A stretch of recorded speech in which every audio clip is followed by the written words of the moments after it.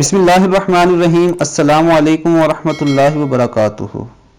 रसूल अल्लाह सल्लल्लाहु अलैहि वसल्लम ने इरशाद फरमाया, जिस किसी ने मेरे किसी उम्मती की कोई हाजत पूरी कर दी उसका दिल खुश करने के लिए, तो उसने मुझे खुश किया, और जिसने मुझे खुश किया उसने मेरे अल्लाह को खुश किया, और जिसने अल्लाह को खुश किया अल्लाह उसको जन्नत में दाखिल फरमाएगा।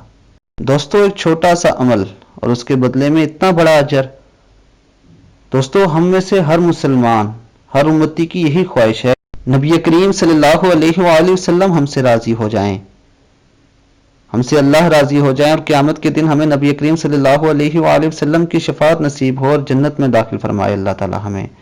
तो दोस्तों, उसके लिए एक छोटा सा काम है कि आपको जहां भी कोई उम्मती, कोई मुसलमान मोहताज नजर आए, किसी मुसीबत में नजर आए, तो उसकी मदद करें। क्योंकि दोस्तों, ये हदीस इस बात की गवाही है कि अगर आप ऐसा करेंगे तो अल्लाह ताला आपसे ज़रूर राज़ी होंगे और आपको जन्नत में दाखिल फरमाएंगे। अल्लाह ताला हमें नबी अकरम सल्लल्लाहु अलैहि वसल्लम के फरमान पर अमल करने की तौफीक अता फरमाए। अस्सलामु अलैकुम व रहमतुल्लाहि व बरकातुहू।